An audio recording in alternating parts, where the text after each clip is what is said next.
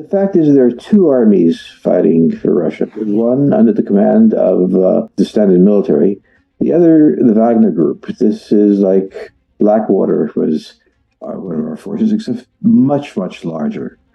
And it's in the command of various, I'll call them oligarchs or what have you. And it's a fighting force, but it's not a very good large-scale fighting force. It gets many of its members from prison. They empty out prisons and they load them into the military, which is good if you want cannon fodder, but not really good if you want to train and discipline people. The appointment of Gerasimov indicates how worried the Russians are about their position. They had never expected the war to go this way. They thought the Ukrainians would rapidly crumble and ask for a peace. It hasn't. And the various commanders haven't been able to really punch into the Ukrainian forces. They've been blocked. So you usually get a new commander, but in this case, you have two armies fighting side by side. It's not clear who commands them. So it could be very disorganized. Is it okay to regard the Wagner Group as the army within as an army within the army, or is it a separate, entirely organization not answering to anyone on the battlefield? Well, this history it was used, for example, in Syria. It's been used in special operations to do things, and it's not answerable to the military. It's not clear precisely what political force commands them, and it's a very large force. Right now, it's larger than the army, they say. So the answer is that there's a lot of lack of clarity on the part of this force, reflecting the underlying splits within the Russian government. The puzzle also is how to think about the Wagner Group and its effectiveness on the battlefield. So, how to think of this with an analogy? Is it a special force? Is it the IRGC? Is it the Al-Quds force? Is it something like the SS or the Waffen-SS? Do we have an analogy that makes sense to you, George? Well, it's simply a bad army. It's very good at dealing with the Syrian village. It's terrible doing that, the bloodshed. But have an army is not individuals fighting. It's a ballet of a large force maneuvering. And the commanders don't have any experience in that kind of level fighting. The soldiers aren't trained with the discipline of precisely following orders. And so the answer is that we'll see, but there's nothing in the past of the Wagner Group that makes it appear that it will be competent in such a large-scale battle and one requiring such precise action. On the Ukraine side, the questions arise from the report that the President Zelensky has dismissed several ministers and cracked down on wartime graft. The graft is grotesque and familiar, selling food to the army at double or triple prices by a minister associated with a minister, or taking a vacation in Spain, or driving a $100,000 Porsche around Kyiv that's supposed to be under siege. Now, George, the understanding was Ukraine was a poor government, and the election of Zelensky was meant to be an answer in some fashion to the oligarchs and to the graft that was in place before the war. There's no reason to believe it will be transformed magically with a war. In fact, we could argue that it gets worse. However, the U.S. Congress is freshly intending to look at Ukraine, and I can imagine that our allies in NATO will look at Ukraine again. What exactly are we fighting for? Do you see this to be an increasing story for Ukraine's momentum in 2023? Of course, and it should be, and we will be. But what we're fighting for is to keep the Russians away from NATO's borders.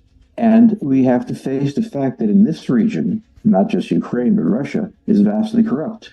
Russia is run by oligarchs who have usurped property.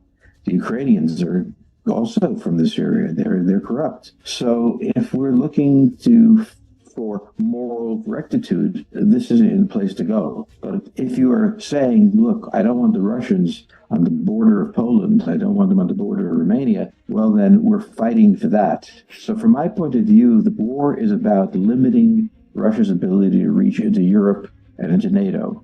In neither side are you going to find moral probity. We have a report from Washington that the U.S. is putting pressure on China not to in any fashion bolster the Russian economy or buy oil or supply parts. There's always the threat of secondary sanctions. Is China in this war, George? Very little. The Chinese have great economic problems. They have issues with the U.S. naval forces offshore, and they're very far away. I mean, getting troops, getting equipment to Russia overland is difficult. Now, are they going to say that they're opposed to them? No, they're for them. And what little help, moral and otherwise, they can give, they'll give. But they're hardly a factor. This is not about Russia. This is about negotiations opening between the United States and China, and this is a way to hammer the Chinese. Perfectly good idea, but I don't think we should look at this as affecting the Ukraine war. The Prime Minister of Japan, leading the dovish wing of the Liberal Democratic Party, a man whose family died, some members of his family died at Hiroshima. However, in a world tour prior to the G7, which meets in May in Hiroshima in Japan, he visited 5 of the 7 countries and sat with President Biden, making it very clear that Japan is going to increase its defense spending to 2%, which is considerable given the scale of the economy, and rearm. There are many words for it: rearm, reawaken, bolsters, invest in the military. Does this change the chessboard in Ukraine? Does it change the chessboard in the world island of Eurasia? Does Beijing suddenly become more concerned than it was before? Beijing is certainly concerned. It doesn't affect Ukraine, but the Japanese are the world's 3rd largest economy, and perhaps one of the more viable ones. It has not had a military force since World War II because of the terms of the surrender and the constitution they drew up. But they're in a bad neighborhood. It's not just the Chinese. The North Koreans are there. The Russians are sailing ships in the area. They have to have a power equivalent to their economic interests. And so they have decided to go on a different path, which is to say, look, we are the 3rd largest economy in the world. We are a major force in everything else. We're going to have our Navy. And this is, I think, more a signal to North Korea at the moment. But the Chinese are taking it very seriously, too. Prime Minister Kishida has proposed, and I paraphrase, that Ukraine today could be East Asia or Taiwan tomorrow. That is what he's proposed. Do you follow that reasoning, that Beijing will imitate or follow on Ukraine if it is successful? Ukraine is as irrelevant to Asia as what it can be. But China poses a problem, but it's going away. China is in a massive economic decline. It has internal tensions. And it has one huge problem, which is if it went to war and the United States defeated it, which is highly likely, this would be disastrous for the regime. For the regime to have all these economic problems and enter a war and not win, well, that's probably the end. So I don't think Xi or anyone else would risk this because they have very little to gain. And it's one thing to look fierce. It's another thing to take that chance. They're not going to. One more capital, Berlin. These last days, the news out of Berlin has been contradictory, to make an understatement. Is Berlin ready to participate in warfighting generally?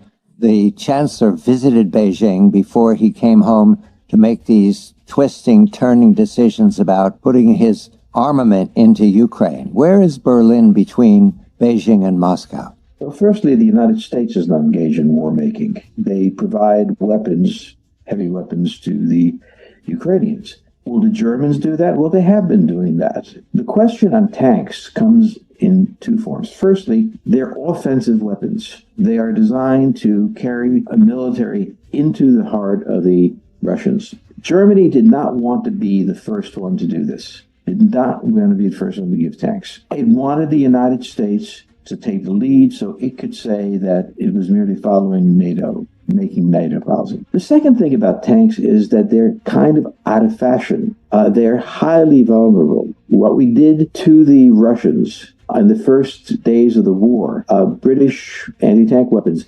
shattering the force. At this point in history, tanks are very, very vulnerable. Now, everybody has one.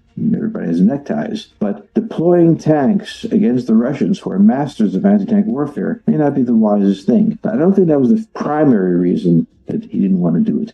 He didn't want to be the first to do it. He didn't want to lead. He wanted to have cover. And so the Americans gave him cover, and they went on.